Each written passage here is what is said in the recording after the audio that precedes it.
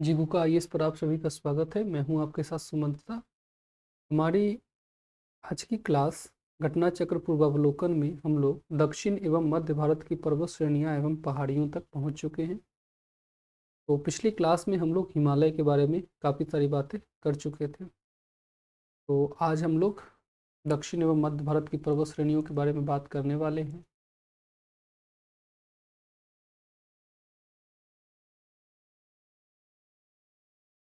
इस भारत में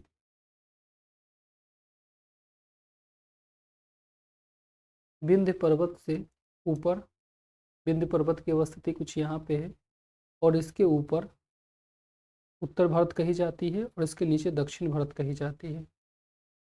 तो हम लोग दक्षिण भारत की भी पर्वत श्रेणियों और पहाड़ियों को देखेंगे, साथ ही हम लोग मध्य भारत की पर्वत श्रेणियों और पहाड़ियों को भी देखने की बात यहाँ पे करेंगे। तो स्वागत है आप सभी का। फिर ओके,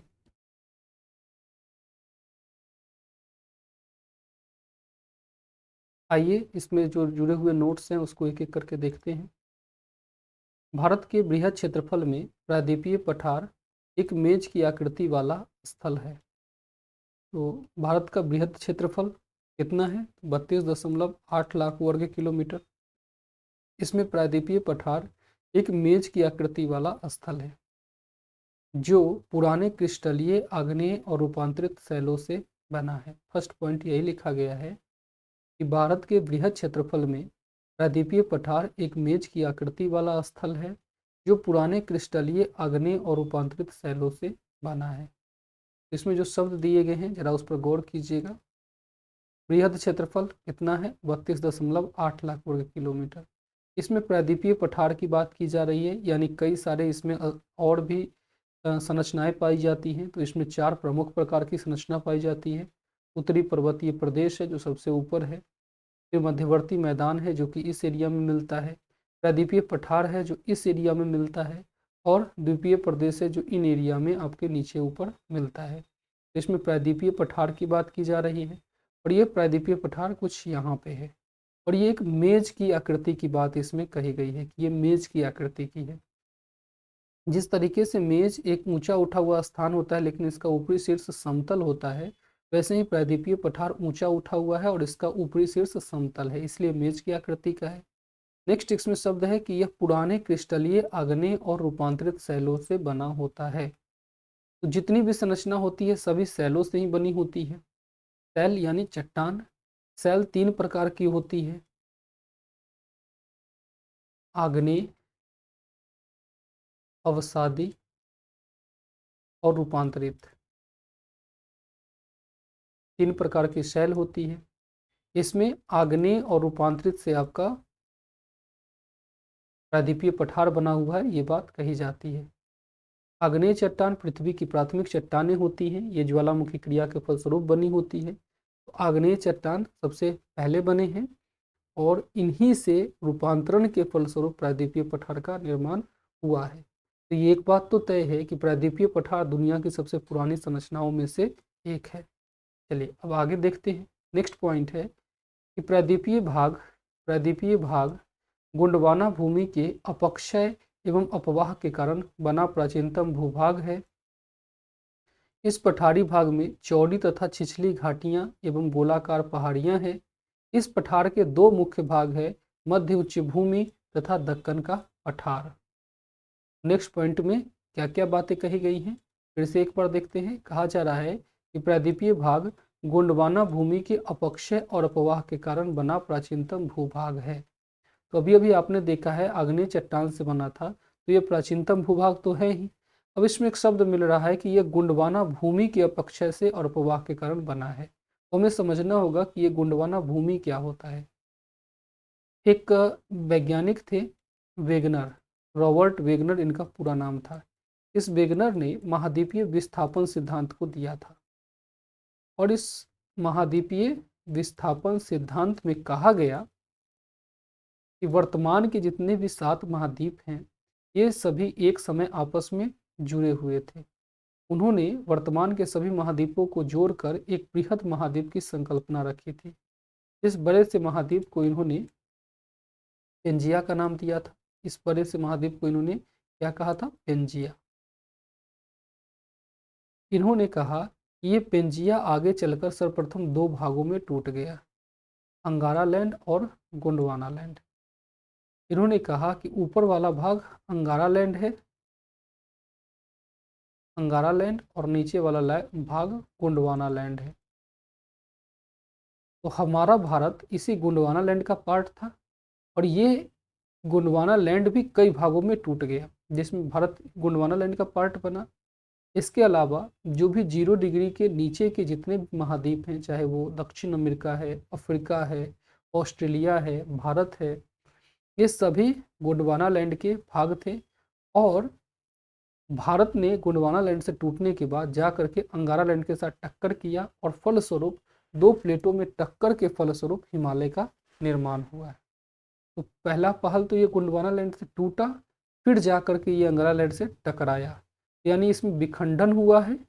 सबसे पहले तो इसमें विखंडन हुआ, और विखंडन के बाद इसमें अपवाह हुआ है, यानी ये बहकर चला गया है, ये डिस्टेंस तय करके अंगारा लैंड से जा करके टक्कर किया है। तो यही बात यहाँ पर कहा गया है कि प्रायद्वीपीय भाग गोंडवाना भूमि के अपक्षय, और अपक्षय मतलब टूटना, और अपवाह यानी उसका एक जगह से दूसरी जगह जाने के कारण प्राचीनतम भूभाग है। तो प्रायद्वीपीय भाग इससे बना है। इस पठारी भाग में, पठार है तो इस पठारी भाग में चौड़ी तथा छिछली घाटियां एवं गोलाकार पहाड़ियां हैं। ये तो हम लोग आगे देखेंगे कि किस तरीके से इसमें घाटियां हैं जो चौड़ी और छिछली है, साथ ही साथ गोलाकार पहाड़ियां भी यहाँ देखने को मिलती है। तो कई सारी घाटियां और पहाड़ियां यहाँ पे है। इस पठार के दो मुख्य भाग हैं, तो ये पठार के में भी कई भाग हैं, मध्य उच्च भूमि और दक्कन का पठार। इस पठार में दो मुख्य भाग देखने को मिलते हैं, मध्य उच्च भूमि और दक्कन का पठार। आपको यहाँ पे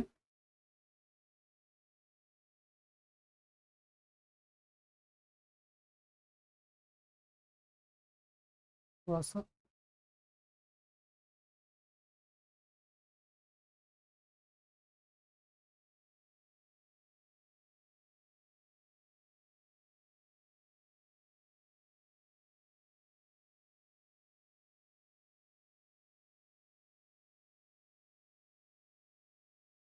जो प्रायद्वीपीय पठार है, यहाँ इस एरिया में मध्य उच्च भूमि हो मिलती है, मध्य उच्च भूमि, और मध्य उच्च भूमि और नीचे वाले एरिया में दक्कन का पठार मिलता है।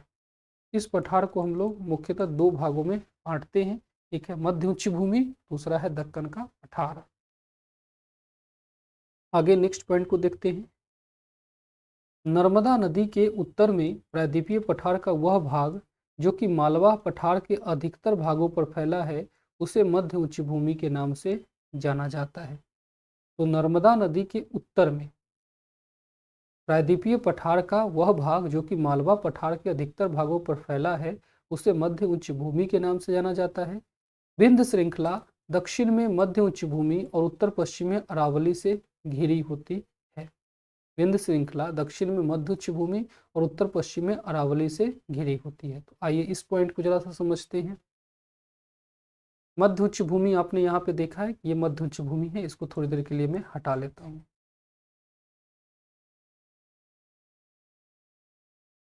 और एक बार फिर से हम लोग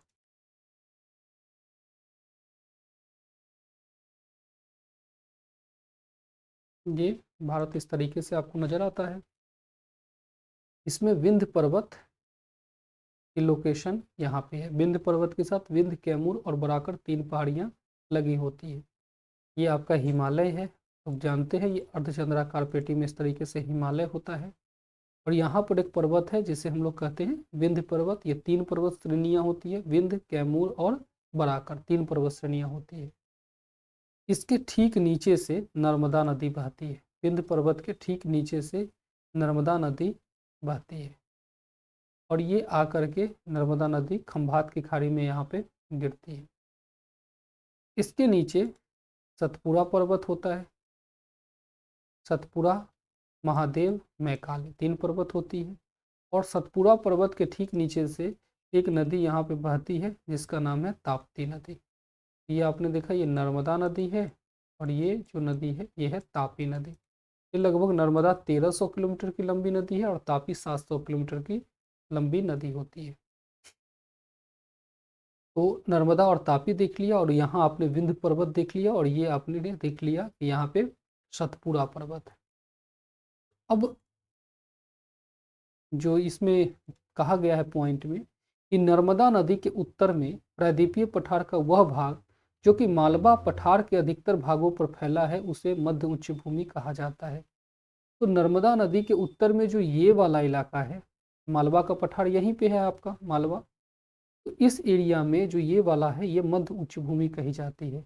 यानी मध्य उच्च भूमि आपका नर्मदा नदी के उत्तर में यही वाला एरिया कहलाता है, ये मध्य उच्च भूमि कहलाती है। विंध्य श्रृंखला दक्षिण में मध्य उच्च भूमि तथा उत्तर पश्चिम में अरावली से घिरी है। अब अरावली पर्वत राजस्थान गुजरात से लेकर के राजस्थान तक इस तरीके से यहाँ पर फैली होती है। ये गुजरात, राजस्थान, हरियाणा, दिल्ली सब में फैली होती है ये अरावली पर्वत। तो यहाँ से ले करके और ये विंध्य पर्वत तक, विंध्य श्रृंखला तक मध्य उच्च भूमि कहलाती है। तो ये पूरा का पूरा एरिया मध्य उच्च भूमि की ही है। ये अरावली पर्वत है, और इस अरावली पर्वत से ले करके विंध्य पर्वत जो आपने यहाँ देखा है ये सारे के सारे मध्य उच्च भूमि के ही अंतर्गत आती है, और पूरा मालवा का पठार इसके अंतर्गत शामिल होता है। एक बार फिर से इस पॉइंट को देख लीजिए। नर्मदा नदी के उत्तर में प्रायद्वीपीय पठार का वह भाग जो कि मालवा पठार के अधिकतर भागों पर फैला होता है उसे मध्य उच्च भूमि के नाम से जाना जाता है। यहाँ मध्य उच्च भूमि के नाम से इसे जाना गया। नर्मदा नदी के उत्तर में विंध्य श्रृंखला, दक्षिण में मध्य उच्च भूमि, तो विंध्य श्रृंखला दक्षिण में मध्य उच्च भूमि और उत्तर पश्चिम में अरावली से घिरी होती है। ये जो विंध्य श्रृंखला है इसके उत्तर पश्चिम में कहा जा रहा है कि अरावली पर्वत है, और दक्षिण में इसके मध्य उच्च भूमि है। इसके दक्षिण में, दक्षिण नीचे की ओर होती है, किसी भी मैप में ऊपर की ओर नॉर्थ और नीचे की ओर साउथ होती है। किसी भी मैप में ऊपर की ओर नॉर्थ और नीचे की ओर साउथ होती है। तो यहाँ पे कहा जा रहा है कि विंध्य श्रृंखला दक्षिण में मध्य उच्च भूमि, ये विंध्य श्रृंखला के दक्षिण में मध्य उच्च भूमि है, और उत्तर पश्चिम में अरावली से घिरी होती है। उत्तर पश्चिम में अरावली से यहाँ पे ये घिरी है। नेक्स्ट पॉइंट को देखते हैं। देखिए,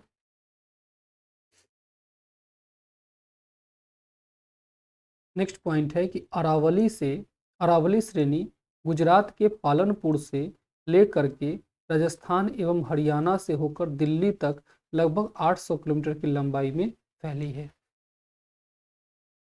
नेक्स्ट पॉइंट में कहा जा रहा है कि अरावली श्रेणी है, अरावली पर्वत है, ये गुजरात के पालनपुर से लेकर राजस्थान एवं हरियाणा से होकर दिल्ली तक लगभग 800 किलोमीटर की लंबाई में फैली है। तो ये गुजरात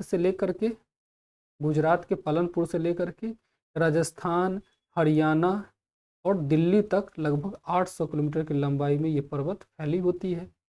इसका निर्माण प्री कैम्ब्रियन काल में हुआ था। तो इसका निर्माण प्री कैम्ब्रियन काल में हुआ है।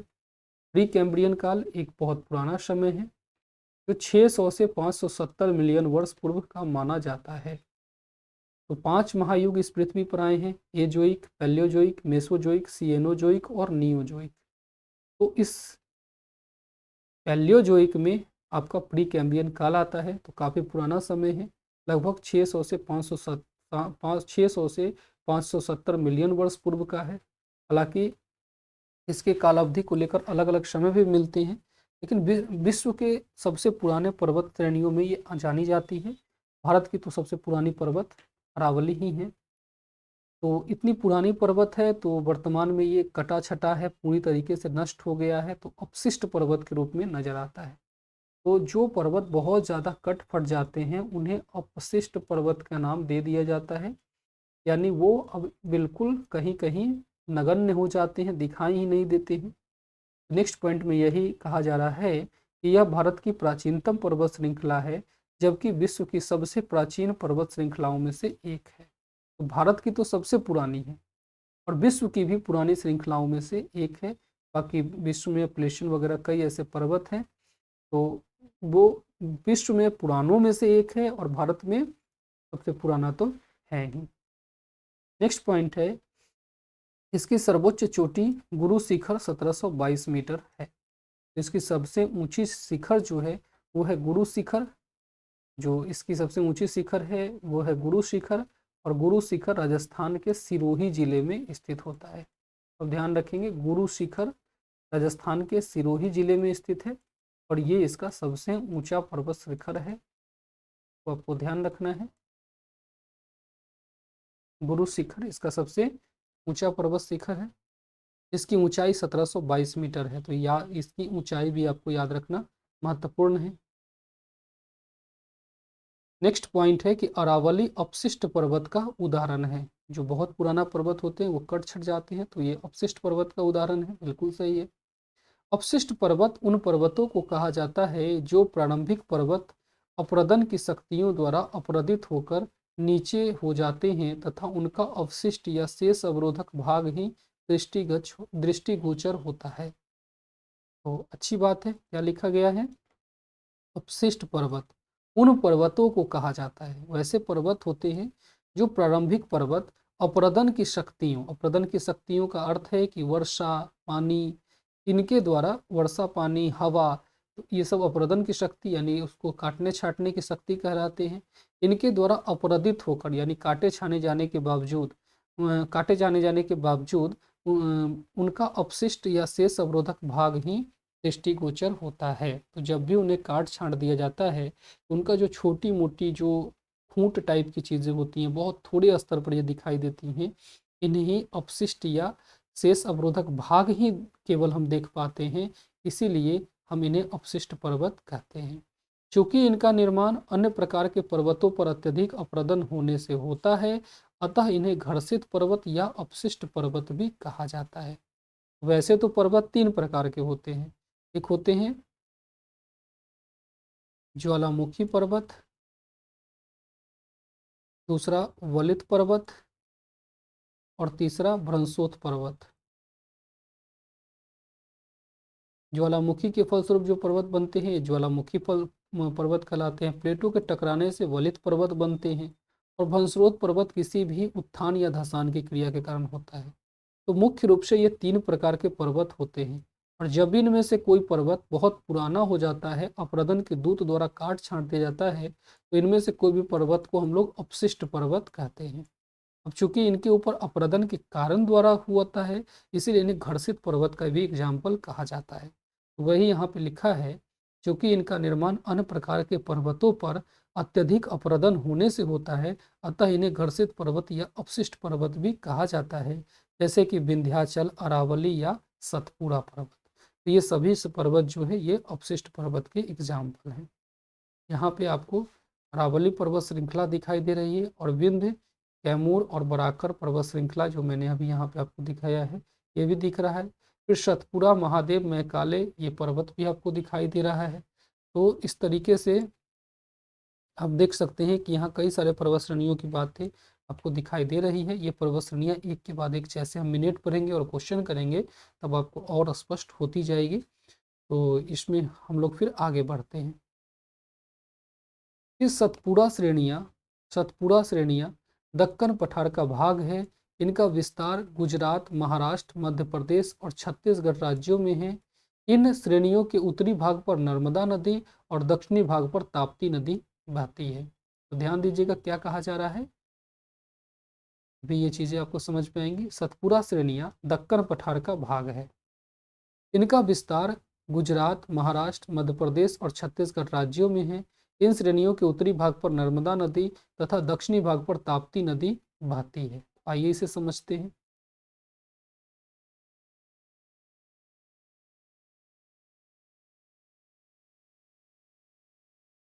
ये आपने भारत देखा इस तरीके से, यहाँ आपने देखा था विंध्य पर्वत, और ठीक इसके समानांतर नीचे में आपके सतपुड़ा पर्वत श्रेणियाँ पाई जाती है।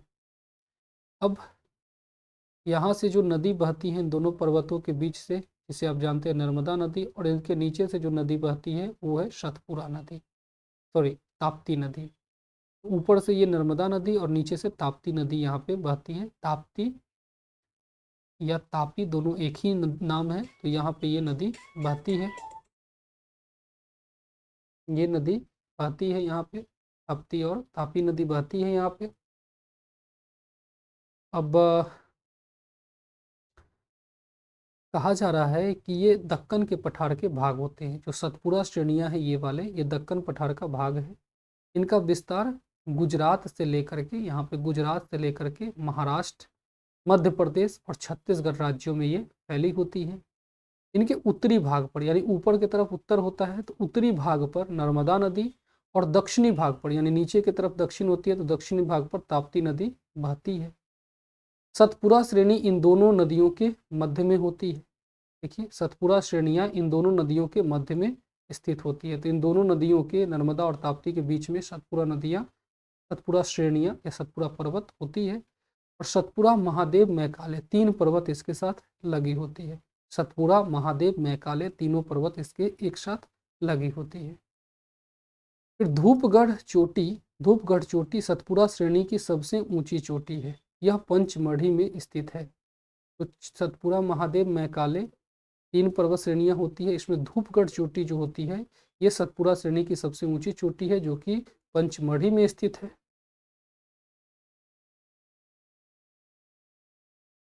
तो ये सतपुड़ा पर्वत और विंध्य पर्वत को आपने देख लिया। अब पश्चिमी घाट से जुड़े हुए पॉइंट हैं, आइए उसे देखते हैं। पश्चिमी घाट को सह्याद्री के नाम से भी जाना जाता है। पश्चिमी घाट पर्वत है कहाँ पे, पहले इसको देख लेते हैं। पश्चिमी घाट पर्वत यहाँ पे पाई जाती है। जो अरब सागर है यहाँ पे,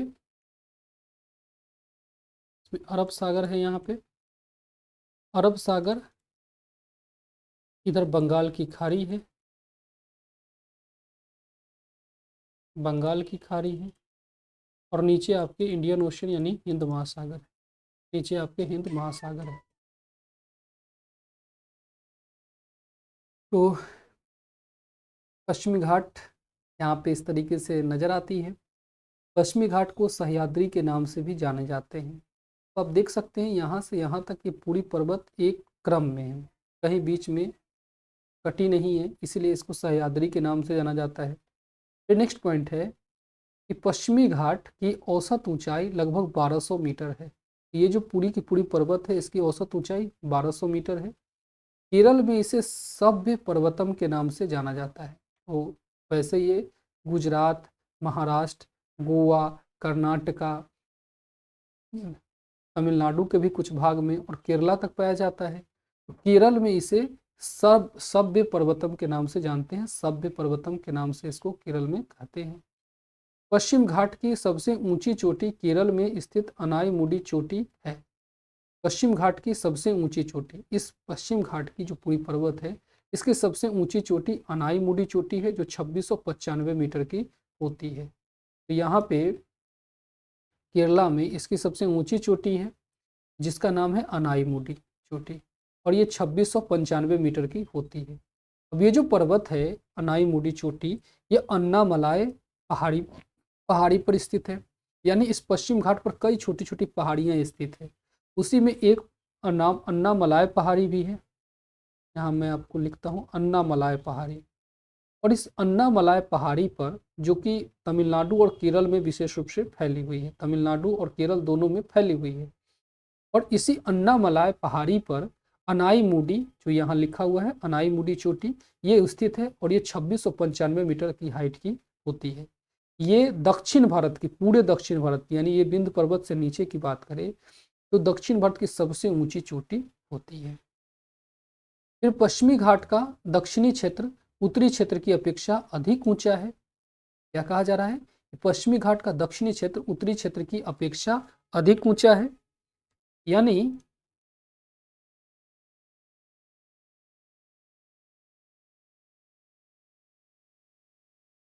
तो इसका दक्षिणी क्षेत्र, यानी ये नीचे वाला क्षेत्र, क्योंकि ऊपर में नॉर्थ नीचे साउथ होता है, तो इसमें ये नॉर्थ वाला एक एरिया हुआ और ये साउथ वाला एरिया हुआ। तो इसका उत्तरी क्षेत्र की अपेक्षा इसका दक्षिणी क्षेत्र थोड़ा अधिक ऊंचा है, यही चीज़ आपसे यहाँ कहा जा रहा है। कि पश्चिमी घाट का दक्षिणी क्षेत्र उत्तरी क्षेत्र की अपेक्षा अधिक ऊंचा है, जो आपको ध्यान रखना है। पश्चिमी घाट का विस्तार पश्चिमी सागर तट के समानांतर गुजरात से लेकर तमिलनाडु तक लगभग 1500 किलोमीटर की लंबाई में उत्तर में तापी के मुहाने से दक्षिण में कुमारी अंतरीप तक पाया जाता है। फिर से इस मिनट को मैं फिर से इस पॉइंट को पढ़ रहा हूँ, ध्यान दीजिएगा। कह रहा है कि पश्चिम घाट का विस्तार पश्चिमी सागर तट के समानांतर, तो ये पश्चिम सागर है, ये पूर्वी सागर है, ये पश्चिम सागर है, तो पश्चिम सागर के समानांतर फैला है। तो पश्चिमी घाट का विस्तार पश्चिमी सागर तट के समानांतर कहाँ से, तो गुजरात से लेकर तमिलनाडु तक लगभग 1500 किलोमीटर की लंबाई में। तो गुजरात से लेकर के यहाँ पे गुजरात है, यहाँ नीचे तमिलनाडु है, तो गुजरात से तमिलनाडु तक 1500 किलोमीटर की लंबाई में। उत्तर में तापी के मुहाने से, यहाँ आप जानते हैं तापी नदी बहती है, तो तापी नदी के मुहाने से लेकर के दक्षिण में कुमारी अंतरीप, जिसे कन्याकुमारी है, तो कुमारी अंतरीप तक आया जाता है। तो ये बात आपको समझ में आ गया है। फिर है ये भ्रंशोत पर्वत हैं, ये भ्रंशोत पर्वत है जिनका निर्माण स्थल के एक खंड के अरब सागर में अपसंबलन के कारण हुआ है। तो देखिए ये कैसे बना है पश्चिमी घाट पर्वत, इसके बारे में आपको बताया जा रहा है। कहा जा रहा है कि यह भ्रंशोत पर्वत है, ब्लॉक पर्वत है। अब जानते हैं ब्लॉक पर्वत का निर्माण कैसे होता है, जब आसपास की जमीन धंस जाए या ऊपर उठ जाए, उसी से ब्लॉक पर्वत का निर्माण होता है, भ्रंशोत पर्वत का निर्माण होता है। और भ्रंशोत पर्वत की सबसे बड़ी एग्जाम्पल, सबसे बड़ी विशेषता होती है कि इसकी एक ढाल या दोनों ढाल खड़ी होनी चाहिए, यानी तीव्र होनी चाहिए। पश्चिमी घाट का इधर वाला जो ढाल है, ये वाली ढाल, ये पूरी की पूरी तीव्र है, एकदम खड़ी है। और ये इसका जो पश्चिम वाला ढाल होता है, यानी पूर्व वाला जो ढाल है, ये वाला ढाल, ये कम तीव्र है, मतलब एक तरीके से ढलान के रूप में है। और ये वाला जो ढाल है, ये पूरी की पूरी, यानी पश्चिम वाली ढाल पूरी की पूरी खड़ी ढाल है। तो ये भ्रंशोत पर्वत के एग्जाम्पल के रूप में यहाँ बताया जा रहा है, जिसका निर्माण स्थल के एक खंड के अरब सागर में अपसंवलन के कारण हुआ है। तो अरब सागर में इसका भाग नीचे धंस गया, इसी के कारण यहाँ पे एक पर्वत का निर्माण हो गया है। तो मैं आपको बता दूं कि पश्चिमी घाट पर्वत के निर्माण को लेकर के दो थ्योरी है।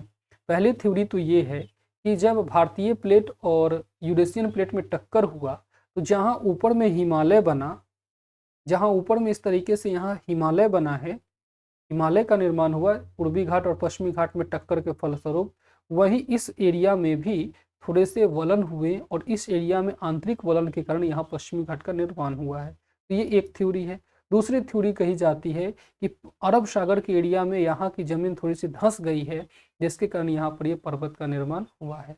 दोनों थ्योरी आप ध्यान में रख सकते हैं। यहाँ पे दोनों थ्योरी के कारण आप कह सकते हैं, एक पश्चिमी घाट को वलित पर्वत के एग्जाम्पल के रूप में भी मानता है और एक यहाँ पे भ्रंशोत पर्वत के एग्जाम्पल के रूप में भी यहाँ पे माना जाता है। तो इसको आप ध्यान रख सकते हैं। अब नेक्स्ट मिनट को देखिए। इसका पश्चिमी ढाल तीव्र एवं खरा, जबकि पूर्वी ढाल मंद या सीढ़ी नुमा या क्रमशः नीचा होता हुआ पठार है। तो इसका पश्चिमी ढाल एकदम खड़ी ढाल है, मैंने कहा एकदम स्लोप है, सीधा खड़ी हुई है। और जो पूर्वी ढाल है वो मंद है, इस तरीके से एक ढाल की तरह क्रमशः नीचा होता हुआ पठार है, यानी उस पर से जो ढाल है वो मंद गति की ढाल होती है। यानी यहाँ इस तरीके से समझे तो ये पश्चिमी ढाल जहाँ सीधे खड़ा है, यही पूर्वी ढाल इस तरीके से मंद होता हुआ है। तो ये जो पश्चिमी घाट पर्वत है, ये कुछ इस तरीके से नजर आता है। इसका जो अरब सागर वाला ढाल है, ये एकदम खड़ी ढाल है, सीधा सीधी ढाल है। और जो इसका इधर की तरफ पूरब की ओर है, ये एक मंद ढाल है, ये धीरे धीरे स्लोप की तरह उतरता है। यही कारण है कि इसमें से कई सारी बड़ी नदियां भी निकलती है। तो यही यहाँ पे लिखा गया है कि इसका पश्चिमी ढाल तीव्र एवं खरा है, जबकि पूर्वी ढाल मंद अथवा सीढ़ीनुमा, मंद एवं सीढ़ीनुमा और क्रमशः नीचा होता हुआ पठार है। फिर 16 डिग्री उत्तरी अक्षांश तक पश्चिमी घाट मुख्यतः बैसाल्ट सैलो से एवं गोवा से दक्षिण केरनाइट और नाइस सैलो से निर्मित होता है। तो 16 डिग्री तक, यानी जो 0 डिग्री भारत के ठीक नीचे से यहाँ पे 0 डिग्री गई है, और 0 डिग्री से ऊपर 16 डिग्री तक अगर बात करें, तो 16 डिग्री उत्तरी अक्षांश तक जो पश्चिमी घाट है, यानी देखिए भारत के बीचों बीच से, यहाँ पे देखिए मैं दिखाता हूँ, भारत के बीचों बीच से यानी यहाँ से 23.5 डिग्री की रेखा भी गई है, जिसे कर्क रेखा कहते हैं। अब 0 डिग्री भारत के नीचे से गई है, क्योंकि जो भारत का ये वाला अक्षांश है ये 8 डिग्री 4 मिनट की होती है। मैं यहाँ लिख देता हूँ, ये 8 डिग्री 4 मिनट की होती है। 8 डिग्री से 23 डिग्री के बीच में यहाँ पे 16 डिग्री गई है। यहाँ पे 16 डिग्री की जो अक्षांश रेखा है, तो कहा जा रहा है 16 डिग्री उत्तरी अक्षांश तक पश्चिमी घाट मुख्यतः बेसाल्ट से बना हुआ है। ये बेसाल्ट से बना हुआ है 16 डिग्री तक। और 16 डिग्री के ऊपर की बात करें तो इसके बाद ग्रेनाइट चट्टानें मिलने लगती है। अब ऐसा क्यों? क्योंकि आपको एक चीज़ पता होगा, जो महासागरीय प्लेट होती है वो महासागरीय प्लेट बेसाल्ट की बनी होती है, जबकि जो महाद्वीपीय प्लेट है वो महाद्वीपीय प्लेट ग्रेनाइट की बनी होती है। तो 16 डिग्री तक ये बेसाल्ट का मिल रहा है। इसकी 16 डिग्री तक अगर ये बेसाल्ट की मिल रही है, इसका अर्थ है कि यहाँ तक ये महासागरीय प्लेट की विशेषताओं को धारण करता है। और इसके ऊपर ग्रेनाइट मिलने की भी कारण होती है कि यह अब महाद्वीपीय विशेषताओं को धारण करता है। तो भारतीय प्लेट महाद्वीपीय सह महासागरीय प्लेट है, यानी इसमें महासागरीय प्लेट के भी गुण हैं और महाद्वीपीय प्लेट के भी गुण हैं। तो अगर कोई पूछा जाए पश्चिमी घाट की, तो पश्चिमी घाट 16 डिग्री तक तो बेसाल्ट की चट्टानें इसमें मिलती है, और 16 डिग्री के बाद की जो ये चीज़ें चट्टानें हैं इसमें आपके ग्रेनाइट की चट्टानों की विशेषता मिलती है। इसको आपको ध्यान रखना है, ठीक है। बाकी इससे प्रश्न नगण्य पूछे जाएंगे, लेकिन फिर भी आपको ये ध्यान में थोड़ा सा रखना है।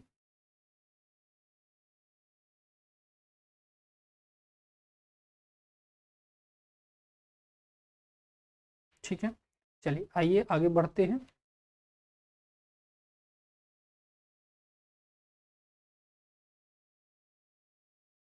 नेक्स्ट यहाँ पे पॉइंट है, नेक्स्ट पॉइंट है यहाँ पे, नल्ला मलाई पहाड़ियाँ आंध्र प्रदेश एवं तेलंगाना के मध्य सीमा बनाती है।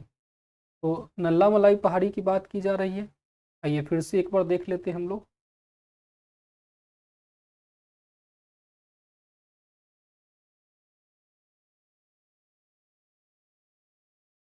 ये थोड़ा सा हमने फिर से एक पश्चिमी घाट पर्वत को बना लेते हैं इसमें। पश्चिमी घाट हो गया, और यहाँ पे एक नल्ला मलाई पहाड़ी की बात की जा रही है, इसलिए आपको पूर्वी घाट को भी जरा सा समझना होगा। पूर्वी घाट कुछ इस तरीके से पूर्वी तटों के समानांतर पाई जाती है। हमने आपको बताया था इस ओर अरब सागर है,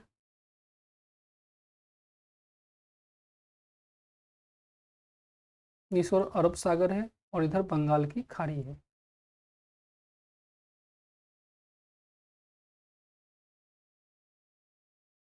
बंगाल की खाड़ी है। तो पश्चिमी तटों के समानांतर यहाँ पश्चिमी घाट है जो लगातार है, जबकि पूर्वी तट के समानांतर, ये पूर्वी समुद्र के समानांतर यहाँ पे पूर्वी घाट है, लेकिन ये बीच बीच में कटा हुआ है।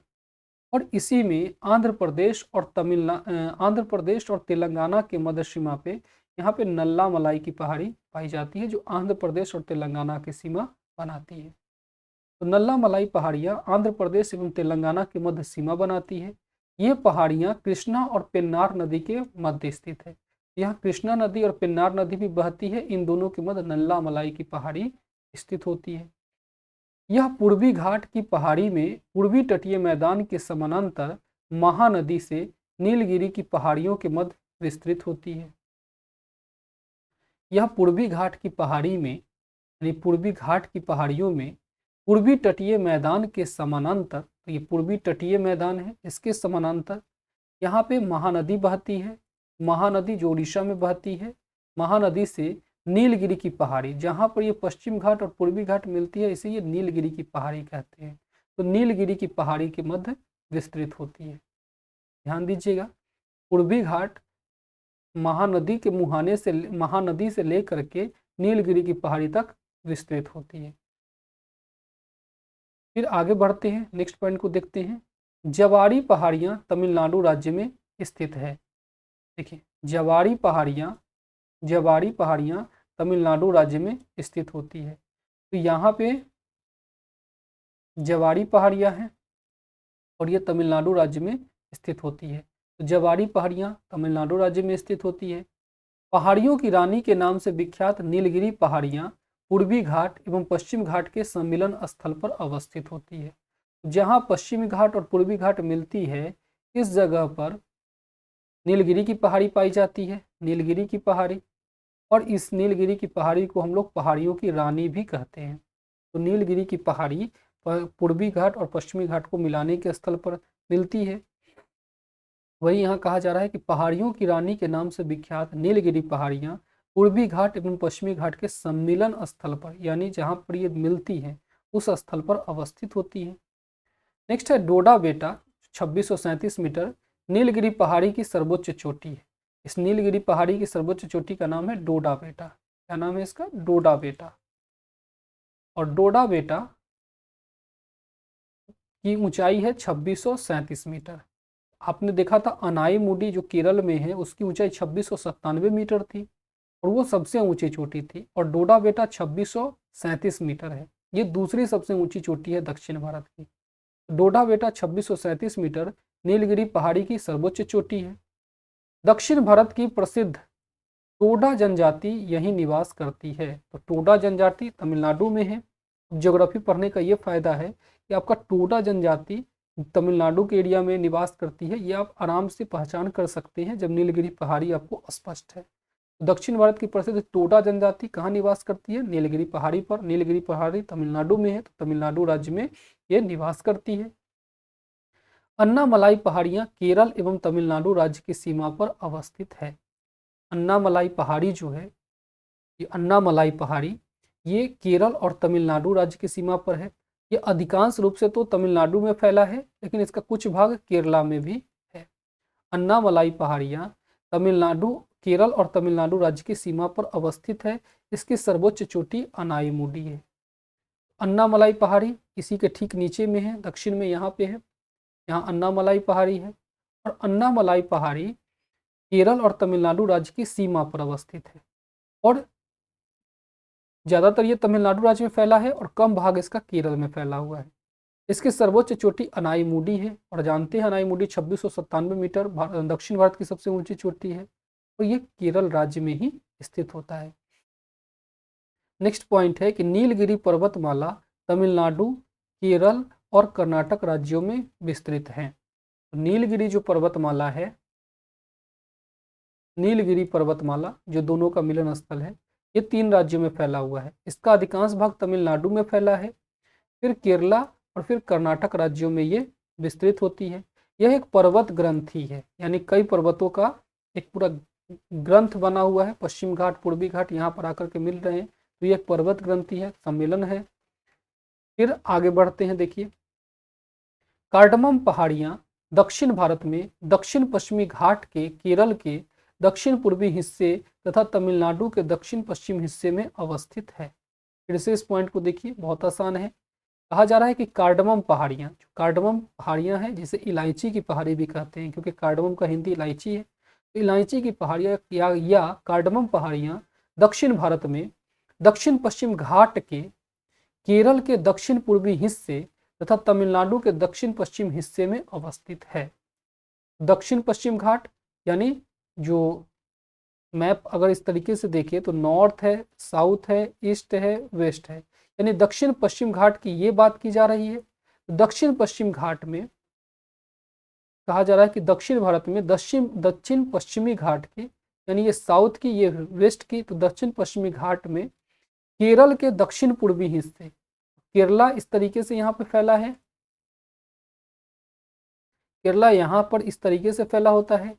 तो केरल के कह रहा है केरल के दक्षिण पूर्वी हिस्से में, तो केरल के दक्षिण पूर्वी हिस्से में यानी यहाँ पे साउथ पूर्व, दक्षिण पूर्व हिस्से में यहाँ पे साउथ पूर्व की बात की जा रही है। इसको मैं कलर चेंज करके दिखाता हूँ। यहाँ पे दक्षिण पूर्वी हिस्से में, तो केरल के दक्षिण पूर्वी हिस्से तथा तमिलनाडु के दक्षिण पश्चिम हिस्से में। अब तमिलनाडु का दक्षिण पश्चिम कौन है? अब तमिलनाडु यहाँ पे फैला है, तमिलनाडु यहाँ पे फैला है। तमिलनाडु का दक्षिण पश्चिम हिस्सा कौन हुआ? तो ये इस वाला इलाका हो गया। इसमें आपका यहाँ पे ये इलायची की पहाड़ियाँ विस्तृत होती है। तो कार्डमम पहाड़ियाँ दक्षिण भारत में दक्षिण पश्चिम घाट के केरल के दक्षिण पूर्वी हिस्से और तमिलनाडु के दक्षिण पश्चिम हिस्से में अवस्थित होती है। इस तरीके से यहाँ पर ये कार्डमम या इलायची की पहाड़ी स्थित होती है। इन पहाड़ियों पर इलायची की खेती या कार्डमम की खेती व्यापक पैमाने पर की जाती है। तो इस इलाके में यहाँ पर इलायची की खेती इस तरीके से की जाती है। फिर सेवराय की पहाड़ियाँ तमिलनाडु के सलेम के पास स्थित होती है। अब यहाँ तमिलनाडु में सेवराय की पहाड़ी है, यहाँ पे सेवराय की पहाड़ी, यहाँ पे इस जगह पे सेवराय की पहाड़ियाँ तमिलनाडु के सलेम के पास स्थित होती है। ये पहाड़ियाँ पूर्वी घाट का हिस्सा है, तो बिल्कुल ये पूर्वी घाट का हिस्सा है। यहाँ पे तमिलनाडु का प्रसिद्ध हिल स्टेशन यारकॉड इन्हीं पहाड़ियों पर स्थित होता है। तो इन्हीं पहाड़ियों पर यारकॉड जो तमिलनाडु का प्रसिद्ध हिल स्टेशन है वो भी स्थित होता है। तो सेवराय की पहाड़ियाँ तमिलनाडु में है, ये चीज़ आप ध्यान रख सकते हैं। आगे देखिए, आगे क्या बात कही जा रही है। महादेव पहाड़ियाँ सतपुड़ा पर्वत श्रेणी का भाग है जो मध्य प्रदेश राज्य में स्थित है। ये तो मैंने आपको शुरू में ही बताया था कि सतपुड़ा पर्वत श्रेणी के साथ 3 पर्वत लगी हुई है, सतपुड़ा, महादेव और मैकाले, 3 पर्वत श्रेणियां एक साथ लगी हुई है। तो यहाँ पे यही बताई जा रही है कि महादेव पहाड़ियां सतपुड़ा पर्वत श्रेणी का भाग है जो मध्य प्रदेश राज्य में स्थित होती है। फिर कैमूर पहाड़ियां मध्य प्रदेश से बिहार के सासाराम तक विस्तृत होती है। कैमूर पहाड़ी विंध्य पहाड़ी का भाग है। विंध्य पहाड़ी में विंध्य, कैमूर और बराकर 3 पर्वत श्रेणियां एक साथ लगी होती है, विंध्य, कैमूर और बराकर। कैमूर पहाड़ियां मध्य प्रदेश से बिहार के सासाराम तक विस्तृत होती है। तो कैमूर पहाड़ियां, ये मैं एक बार फिर से आपको इसको मैप में दिखाता हूँ ताकि ये चीज़ें स्पष्ट हों।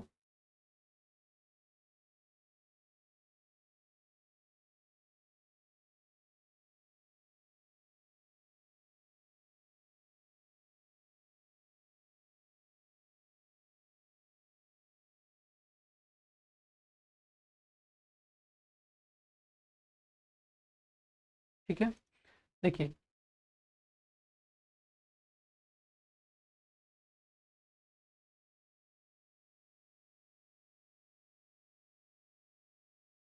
ये विंध्य, कैमूर, बराकर, सतपुड़ा, महादेव, मैकाले इस तरीके से यहाँ पे पाई जाती है। तो जो कैमूर पहाड़ियाँ हैं ये मध्य प्रदेश में बिहार से सासाराम तक विस्तृत होती है। मध्य प्रदेश, ये कैमूर पहाड़ी जो है ये बिहार में कैमूर, सासाराम 2 जिलों को कवर करती है, कैमूर और सासाराम। यूपी में ये मिर्ज़ापुर और सोनभद्र 2 जिलों को कवर करती है, एक मिर्ज़ापुर और दूसरा सोनभद्र 2 जिलों को कवर करती है। फिर एमपी तक ये आती है। तो कैमूर पहाड़ियाँ जो विंध्य पहाड़ी का भाग है ये मध्य प्रदेश से बिहार के सासाराम तक विस्तृत है, यूपी होते हुए। फिर गढ़जात की पहाड़ियाँ उड़ीसा राज्य में स्थित है जहाँ गोंड जनजाति निवास करती है।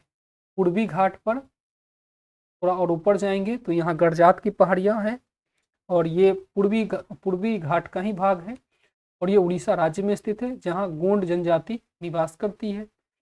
फिर अजंता श्रेणी का विस्तार केवल महाराष्ट्र में है। तो सतपुड़ा के नीचे से जो ताप्ती नदी बहती है, सतपुड़ा नदी के नीचे से जो ताप्ती नदी बहती है, सतपुड़ा के ठीक नीचे अजंता और सतमाला,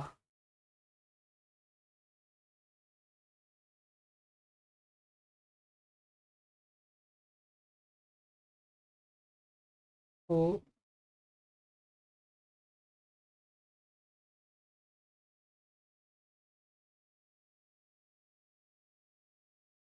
अजंता और सतमाला पर्वत यहाँ पे है। तो ये अजंता श्रेणी जो है ये केवल महाराष्ट्र राज्य में फैला हुआ है। रामगिरी की पहाड़ियाँ तेलंगाना में स्थित है। अब तेलंगाना में रामगिरी की पहाड़ी है, ये रामगिरी की पहाड़ी तेलंगाना में स्थित होता है। ये पूर्वी घाट और पश्चिमी घाट किसी का भाग नहीं है, तो ये अलग से रामगिरी की पहाड़ी है जो कि तेलंगाना में है। यह पूर्वी घाट या महेंद्र पर्वत का हिस्सा है। अच्छा, रामगिरी की पहाड़ियाँ तेलंगाना में स्थित है जो पूर्वी घाट का हिस्सा है, माफ कीजिए ये पूर्वी घाट का हिस्सा है। तो तेलंगाना में यहाँ पे ये रामगिरी की पहाड़ी है और रामगिरी की पहाड़ियाँ हैं जो पूर्वी घाट या महेंद्र पर्वत का हिस्सा है। पूर्वी घाट को भी महेंद्र पर्वत कहते हैं, हालांकि पूर्वी घाट पर महेंद्र पर्वत स्थित होता है।